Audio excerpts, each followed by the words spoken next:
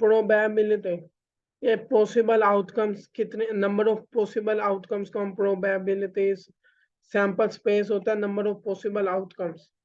Probability के किसी चीज के आने के कितने चांसेस हैं, आज बारिश होने के कितने चांसेस हैं, आज सूरज निकलने के कितने चांसेस हैं, तो आप हम इसे प्रोबेबिलिटी कहते हैं। एक एग्जांपल, फॉर एग्जांपल एक क्रिकेट मैच में कॉइन टॉस होता है जिसके नंबर ऑफ के सैंपल स्पेस के मोस्ट पॉसिबल आउटकम्स हैदर आ सकता है या तेल आ सकता है, इन दोनों के अलावा हमारे पास दूसरा ऑप्शन नहीं होगा। तो वो कहते हैं कि आप हैदर के चांस बताएं वो कितने आ सकते हैं, तो ये टोटल 2 है, तो हैदर 1 है तो 1/2 हैदर के चांसेस भी हैं और 1/2 हमारे पास तेल के चांसेस भी हैं। अब डाइस, वो जो लिद्दों का दाना होता है, हम उससे रोल करें तो हमारे पास पॉसिबल आउटकम्स आ जाती हैं, ऑल सैंपल स्पेस 1 2 3 4 5 6। वो कहता है कि 3 के आने की प्रोबेबिलिटी कितने चांसेस है 3 के आने के, तो वो हम ये 1/6 कह देंगे, टोटल सैंपल स्पेस नीचे आ जाते हैं और जितने चांसेस है वो ऊपर आ जाता है, तो ये हमारी प्रोबेबिलिटी बन जाती है। अब एक बात होती है कि सैंपल एक टाइप, इस टाइप का भी क्वेश्चन हो सकता है कि दो टू डाइस आर रोल, दो दो के दाने जब रोल हों। आवाज नहीं आ रही बिलावल को, एक सेकंड में बताता हूँ।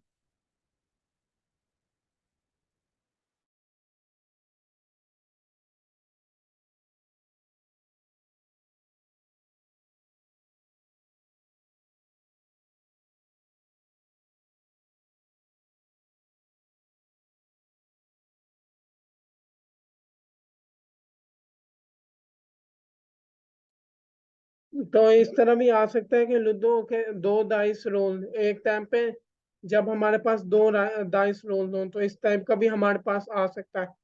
तो उसके हमारे पास सैंपल स्पेस क्या आएंगे, 1 1 2 के दो, एक दाने में 1 आ सकता है, दूसरे में भी 1 आ सकता है, एक दाने में 1 आ जाए, दूसरे में 2 आ जाए, एक दाने में 1 आ जाए, तीसरे में 3 आ जाए, तो ये सोन ऑनवर्ड हमारा यहाँ तक चलेगा 1/6 तक। और फिर नेक्स्ट दाने के 2 आ जाए, एक दाने पे एक में 1 आ जाए, एक में 2 आ जाए, इसी तरह ये हमारा नेक्स्ट चलता रहेगा 2 से 6 तक। इसी तरह हम 3 के लिए करेंगे, 3 6 तक, 4 के लिए इसी तरह, 5 के लिए, 6 के, तो वो हमारे सैंपल स्पेस। तो हमारे पास लोगों क्वेश्चन इस तरह टाइप का आता है फिर कि इन दोनों का सम किया जाए, जो हमारे पास इवन बने वो कौन से हैं, या इन दोनों जो हमारे पास एंटिटीज हैं उन दोनों का सम 3 के इक्वल हो वो कौन से हैं, तो वो आपने गिनती कर लेना कितने से हैं, और फिर टोटल जो हमारे पास 36 बनेंगे उस पर डिवाइड ऊपर आ जाएगा। क्लियर है ये प्रोबेबिलिटी का कंसेप्ट सबको? ये अभी में हमने बेसिक क्वेश्चन किए हैं, इसके रिलेटेड हम बेसिक सॉरी कंसेप्ट देखे हैं, इसके रिलेटेड क्वेश्चन हम आगे देखेंगे इंशाल्लाह।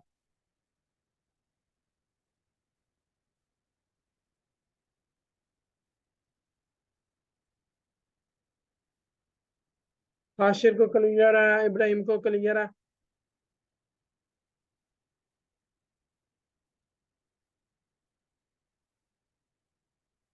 खान आपको क्लियर है?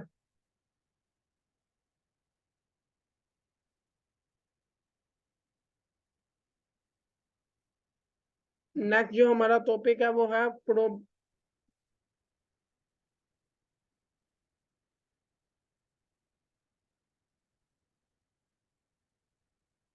चलें सही, मैं आपको बता देता हूँ दोबारा, कोई इशू नहीं। प्रोबेबिलिटी का टॉपिक कर रहे थे जिसमें हमारे पॉसिबल चांसेस कितने हो सकते हैं कि क्या हमारे पास उसमें एक चीज होती है, सबसे पहला कंसेप्ट होता है सैंपल स्पेस का, सैंपल स्पेस के मोस्ट पॉसिबल आउटकम्स कितनी हैं। सपोज करें कि एक क्वाइन टॉस हुआ है किसी भी क्रिकेट मैच में, तो उसका या तो हेड आ सकता है या तो हमारे पास टेल आ सकता है, इसके अलावा हमारे पास कोई दूसरा ऑप्शन नहीं, तो ये टोटल टू। अब हमें कोई क्वेश्चन कहता है कि आप ये लोग बताएं कि हेड आने के कितने चांसेस हैं।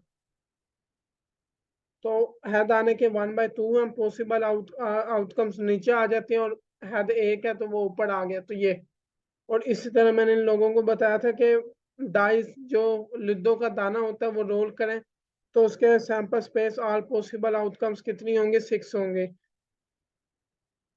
1 2 3 4 5 6 एंड बस 6। तो क्वेश्चन आता है कि 3 या 4 के आने के चांसेस कितने हैं, तो वो हमारे पास है 1/6। इस टाइप का भी क्वेश्चन आ सकता है कि इवन नंबर्स, इवन आने के कितने चांसेस है। तो हमारे पास इधर है, हमारे पास 3 इवन्स है, तो 3/6, 3 1 3 2 तो वो उसकी प्रोबेबिलिटी होगी हमारे पास 1/2। ये बेसिक कंसेप्ट अभी मैंने प्रोबेबिलिटी का दिया था। अब क्लियर है आपको, जिन्हें समझ नहीं आया था।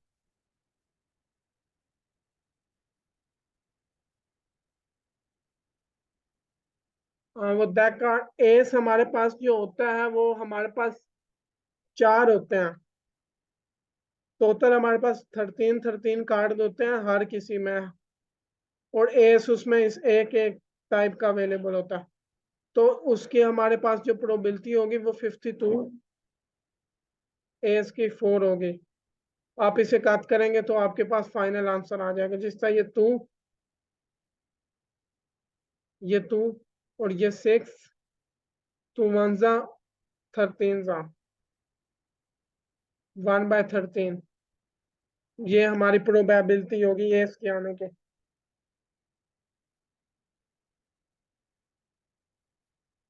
और एएस के रिलेटेड या जो कार्ड्स के रिलेटेड एमटीएस में बहुत कम सवाल आते हैं, आते भी नहीं, मैंने अभी तक कभी भी नहीं देखा। तो इसलिए मैंने उस, क्योंकि आपको सारे कार्ड पहले एनालाइज करने पड़ते हैं देख, तो उसके रिलेटेड सवाल एमटीएस में नहीं आते इतने, कभी देखा ही नहीं मैंने।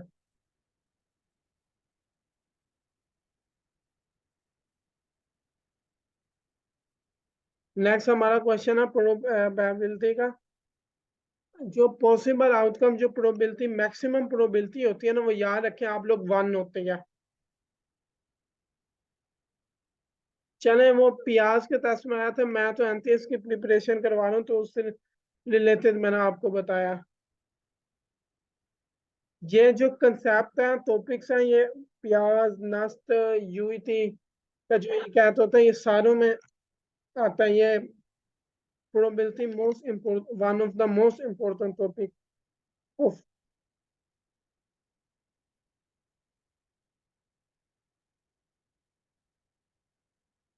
नेक्स्ट क्वेश्चन ये है हमारे पास, तो आप लोगों को मैंने ये बताया था कि जो हमारी मैक्सिमम प्रोबेबिलिटी होती है वो 1 होती है।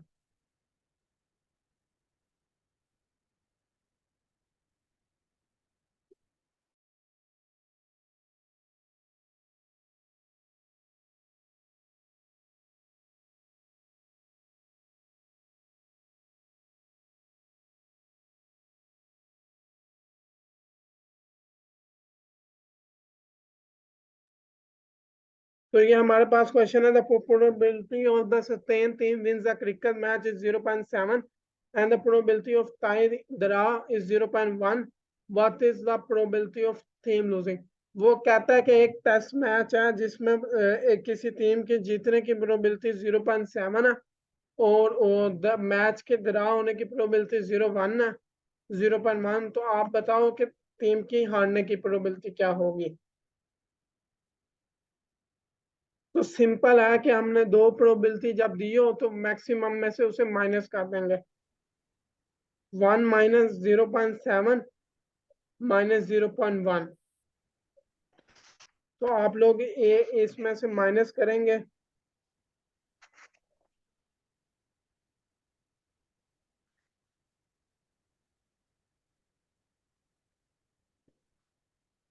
0.7।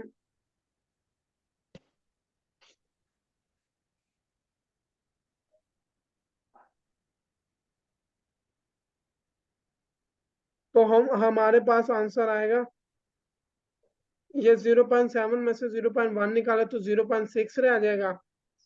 तो 1 - 0.6 करेंगे, तो आंसर निकालते हैं। मैं इस टाइम कैलकुलेटर का यूज करने लगा हूँ, लेकिन मैं वैसे बता दूं आप लोगों को, एनपीएस में कैलकुलेटर्स नहीं अलाउ होते, और कैलकुलेशन बेसिक बहुत बेसिक सी आती हैं।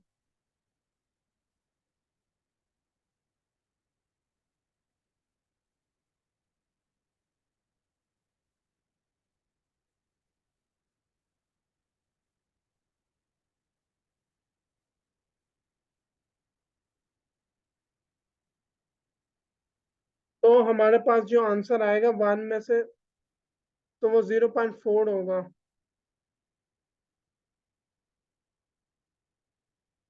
क्लियर है सबको? Maximum probability.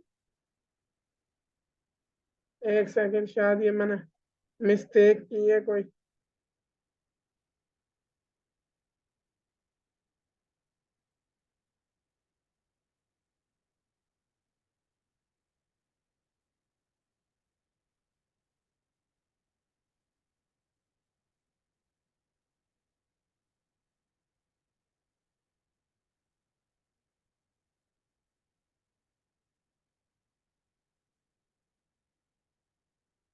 चलिए ये क्वेश्चन मैं आखिर में देखता हूँ।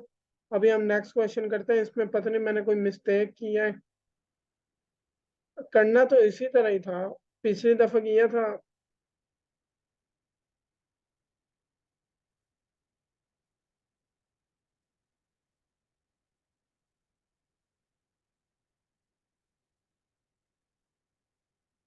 हम नेक्स्ट क्वेश्चन करते हैं, उसे एंड पे रखते हैं, और वो फिर A bag contains 30 balls of three colored pink, white, and black.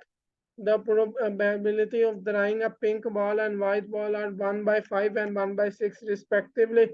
What is the probability of black ball? वो कहता है कि एक बैग है जिसमें 30 गेंदें पड़ी हैं, कि कौन कौन से रंगों की, पिंक की, वाइट की, ब्लैक की।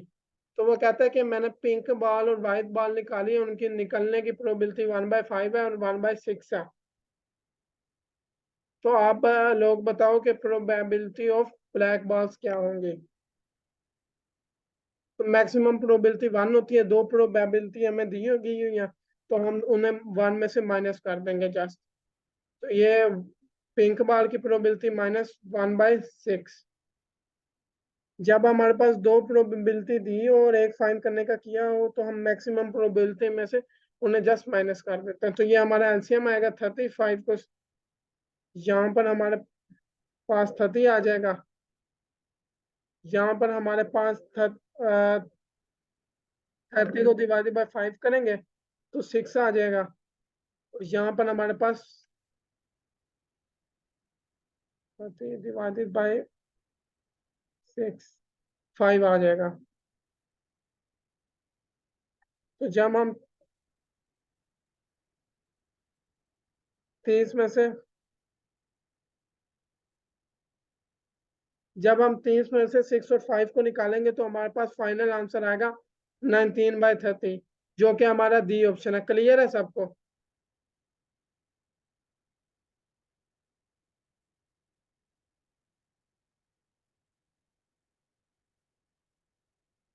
वो वाला लास्ट वो क्वेश्चन भी इसी तरह करना, उसमें मेरे कैलकुलेशन की थोड़ी सी मिस्टेक या कंफ्यूजन हो रही थी मुझे।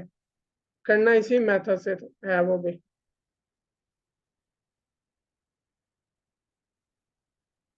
ये नेक्स्ट क्वेश्चन है हमारे पास। A ball is drawn at random from a bag, contains 4 white, 3 black, and 5 blue balls. What is the probability of getting blue or black? वो कहता है कि एक बाल को बैग में से निकालना है, जबकि हमारे पास 4 सफेद, 3 काली और 5 ब्लू बॉल्स हैं। तो what is the probability of getting blue और ब्लैक?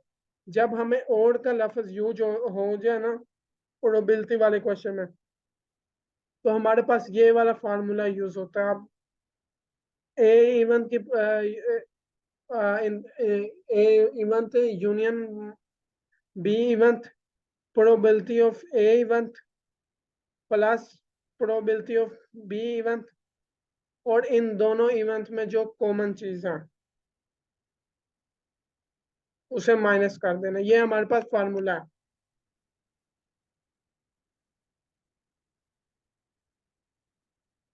तो सबसे पहले हम सैंपल्स पे पॉसिबल आउटकम्स मैक्सिमम कितनी मान सकते हैं। 4 + 3 और +5 करेंगे तो हमारे पास ये 12 आ जाएगा। और नेक्स्ट वो कहता है प्रोबेबिलिटी ऑफ गेटिंग बिलो। अब बिलो बिलो हमारे पास 5 है, तो 5/12 ये प्रोबेबिलिटी ऑफ बिलो आ गई। अब वो नेक्स्ट कहता है प्रोबेबिलिटी ऑफ ब्लैक फाइंड करें, तो वो हमारे पास है 3/12। इसके बाद फार्मूला लगेगा। तो अब हम ये कंसेप्ट है इसमें कि जो ब्लैक्स है वो अलहदा बोला और जो ब्लू है वो अलहदा बोला, इनमें कॉमन नहीं। तो इस वजह से माइनस इंटरसेक्शन इनमें कुछ भी नहीं होगा, तो वो माइनस के बाद जो आना था वो चीज़ नहीं होगी। तो जस्ट क्या होगा कि ये 5/12 +3/12 एलसीएम होगा 12। 5 + 3 विच इज 8/12। 2 पे कटिंग होगी तो 4 6 2 3। 2/3 हमारा आंसर होगा which is our B option. Clear है सबको।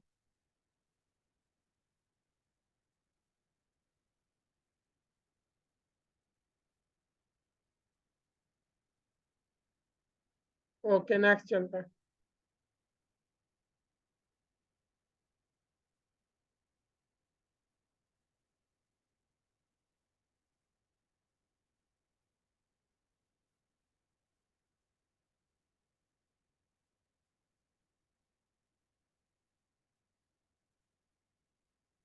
नेक्स्ट क्वेश्चन है number is selected at random from first 20 natural numbers, what is the chance that is a multiple of either 2 और 6 है। तो और का लफ्ज यूज हो गया, आप लोगों को पता चल गया कि फार्मूला इसमें कौन सा लगना है।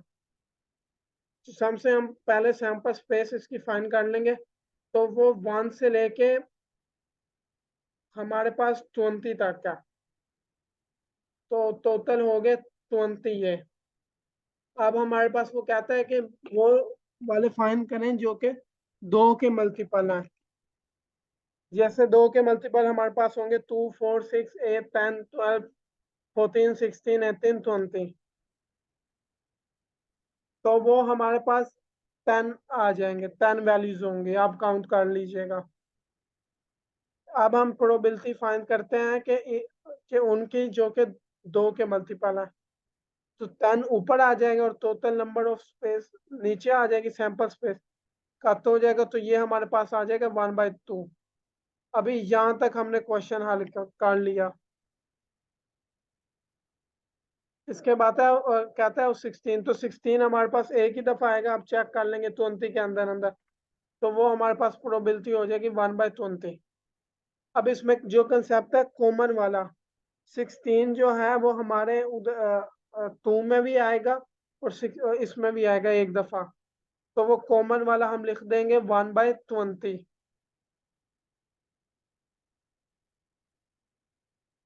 1/20। अब हमारे पास वैल्यूज आ गई थी, 2 का मल्टीपल की आ गई थी 1/2, 16 की आ गई थी 1/20 और ये कॉमन हो रहे हैं तो वो 1/20। अब फार्मूला में हम जस्ट पुट करते हैं 1/2 +1/20 -1/20, तो ये हमारे पास 0 आ जाएगा, तो answer is 1/2 which is our B option. Clear है सबको।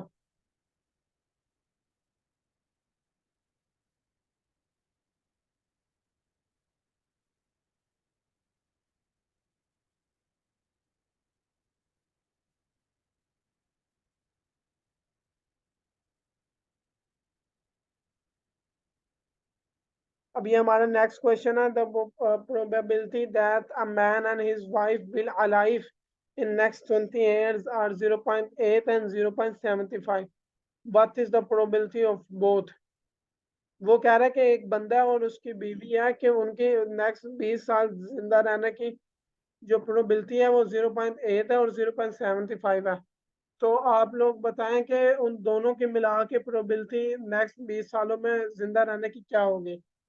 तो जब बंदों की एक साथ प्रोबेबिलिटी या दो चीजों के एक साथ अक्कर होने की प्रोबेबिलिटी फाइंड की जाती है, तो जस्ट उन्हें मल्टीप्लाई कर दिया जाता है। तो इधर आप 0.8 को मल्टीप्लाई करेंगे 0.7 से, 0.8 multiplied by 0.75, which is equal to 0.6। C option. Clear है सबको ये वाला क्वेश्चन?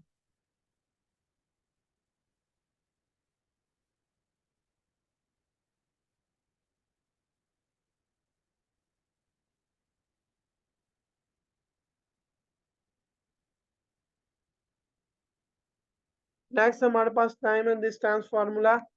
हमें बेसिकली हमें फार्मूला पता है, S is equal to V T होता है, वेलोसिटी होता है, टाइम होता है और ये डिस्प्लेसमेंट होता है।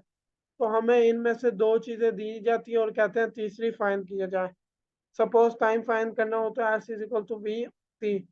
तो इस तरह ये सिंपल चीज है, ये हमने 9वीं 10वीं 11वीं 12वीं में देखी हुई है फिजिक्स में। तो इसकी डिटेल में मैं नहीं जाऊंगा, बस जस्ट बताना था आप लोगों को। तो ये आज का हमारा लेक्चर था, उम्मीद करता हूँ सबको समझ आया होगा।